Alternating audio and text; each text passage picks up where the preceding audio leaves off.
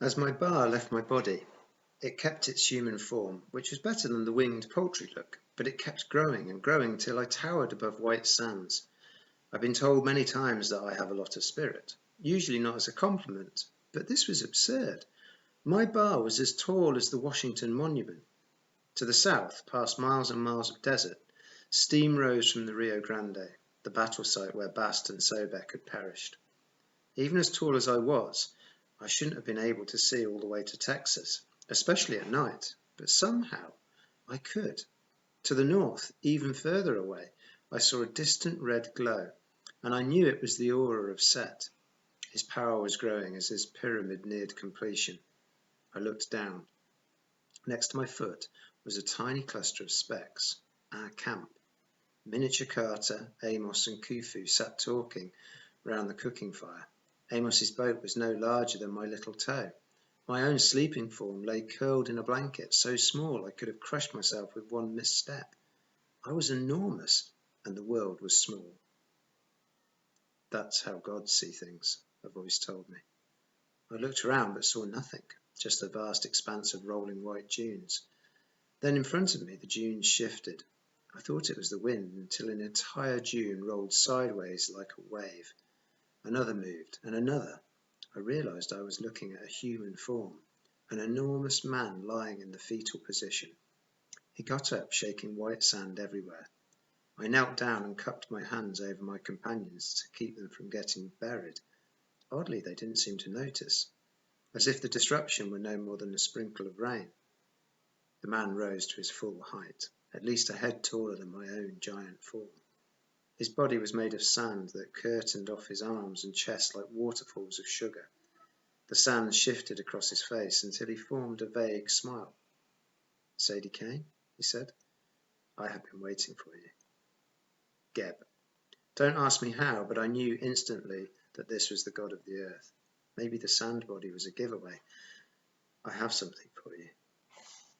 It didn't make sense that my bar would have the envelope, but I reached into my shimmering ghostly pocket and pulled out the note from Nut.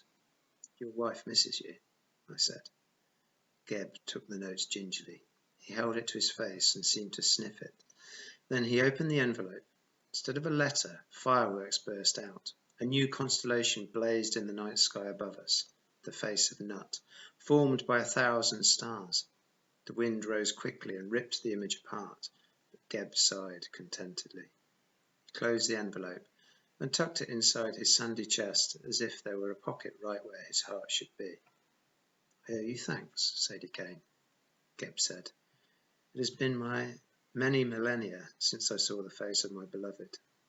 Ask me a favour that the earth can grant, and it shall be yours." "Save my father," I said immediately. Geb's face rippled with surprise. What a loyal daughter. Isis could learn a thing from you. "Alas, I cannot. Your father's path is twined with that of Osiris, and matters between the gods cannot be solved by the earth." "Then I don't suppose you could collapse Set's mountain and destroy his pyramid?" I asked. Geb's laughter was like the world's largest sand shaker. "I cannot intervene so directly between my children. Set is my son too." I almost stamped my foot in frustration. Then I remembered I was giant and might smash the whole camp. Could a bar do that? Better not to find out. "Well, your favours aren't very useful then," Geb shrugged, sloughing off a few tons of sand from his shoulders. "Perhaps some advice to help you achieve what you desire. Go to the place of the crosses." "And where is that?" "Close," he promised. "And, Sadie Kane, you are right. You have lost too much. Your family has suffered. I know what that is like. Just remember, a parent would do anything to save his children. I gave up my happiness, my wife. I took on the curse of Ra so that my children could be born." He looked up at the sky wistfully. "And while I miss my beloved more each millennia, I know neither of us would change our choice. I have 5 children whom I love." "Even Set?" I asked incredulously. "He's about to destroy millions of people." "Set is more than he appears," Geb said. "He is our flesh and blood." "Not mine." "No." Gabe shifted, lowering himself. I thought he was crouching till I realised he was melting into the dunes. Think on it, Sadie Kane, and proceed with care. Danger awaits you at the place of crosses, but you will also find what you need most. Could you be a little more vague? I grumbled, but Geb was gone, leaving only a taller than normal dune in the sands, and my bar sank back into my body. 32. The place of crosses. I woke with Muffin snuggled on my head, purring and chewing my hair. For a moment I thought I was home. I used to wake with Muffin on my head all the time. Then I remembered I had no home, and Bast was gone. My eyes started tearing up again. No, Isis's voice chided. We must stay focused. For once, the goddess was right. I sat up and brushed the white sand off my face. Muffin meowed in protest, then waddled 2 steps and decided she could settle for any warm place on the blanket. Good, you're up, Amos said. We were about to wake you. It was still dark. Carter stood on the deck of the boat, pulling on a new linen coat from Amos's supply locker. Khufu loped over to me and made a purring sound at the cat. To my surprise, Muffin leaped into his arms. I've asked Khufu to take the cat back to Brooklyn, Amos said. This is no place for her. Khufu grunted, clearly unhappy with his assignment. I know my old friend, Amos said. His voice had a hard edge. He seemed to be asserting himself as the alpha baboon. It is for the best. Ugh, Khufu said, not meeting Amos's eyes. Unease crept over me. I remembered what Amos said, that his release might have been a trick of Set's, and Carter's vision. Set was hoping that Amos would lead us to the mountain so we could be captured. What if Set was influencing Amos somehow? I didn't like the idea of sending Khufu away. On the other hand, I didn't see much choice but to accept Amos's help. And seeing Khufu there, holding Muffin, I couldn't bear the idea of putting either of them in danger. Maybe Amos had a point. Can he travel safely? I asked. Out here all by himself? Oh yes, Amos promised. Khufu and all baboons have their own brand of magic. He'll be fine, and just in case. He brought out a wax figurine of a crocodile. This will help if the need arises. I coughed. A crocodile? After what we just... It's Philip of Macedonia, Amos explained. Philip is wax? Of course, Amos said. Real crocodiles are much too difficult to keep. And I did tell you he's magic. Amos tossed the figurine to Khufu, who sniffed it, then stuffed it into a pouch with his cooking supplies. Khufu gave me one last nervous look, glanced fearfully at Amos, then ambled over the dune with his bag in one arm and Muffin in the other.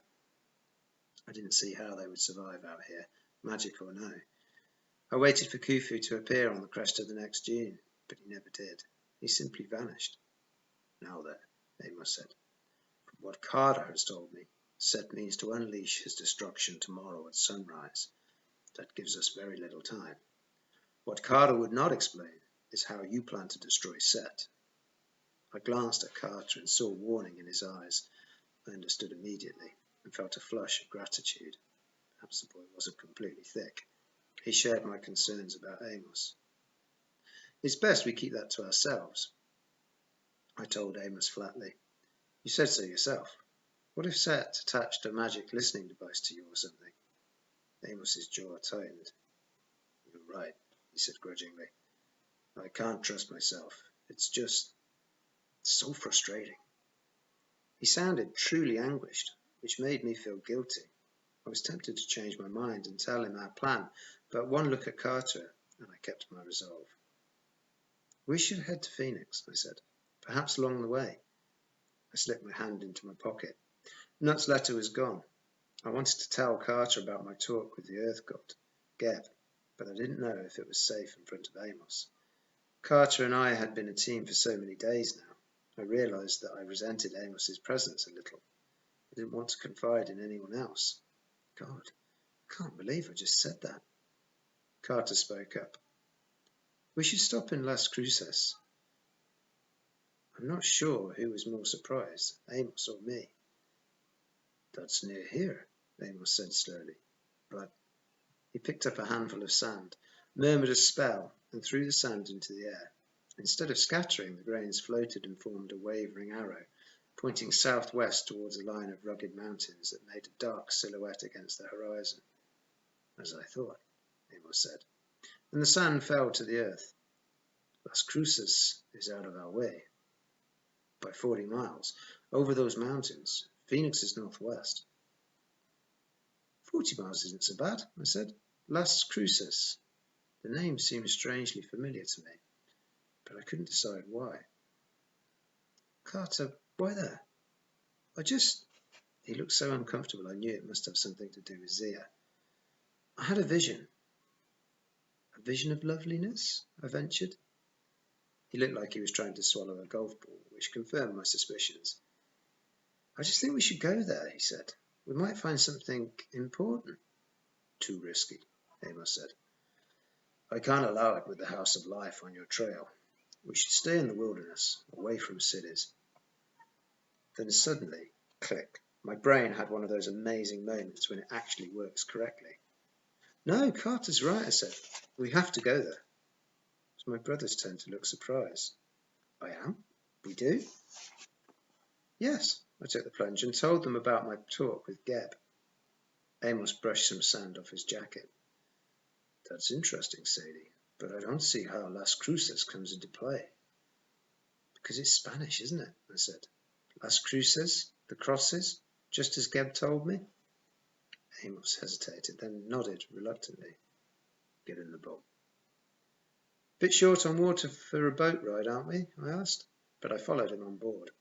Amos took off his coat and uttered a magic word.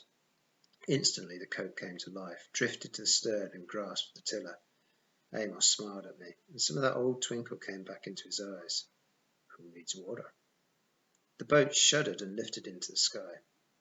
If Amos ever got tired of being a magician, he could have got a job as a skyboat tour operator. The vista coming over the mountains was quite stunning.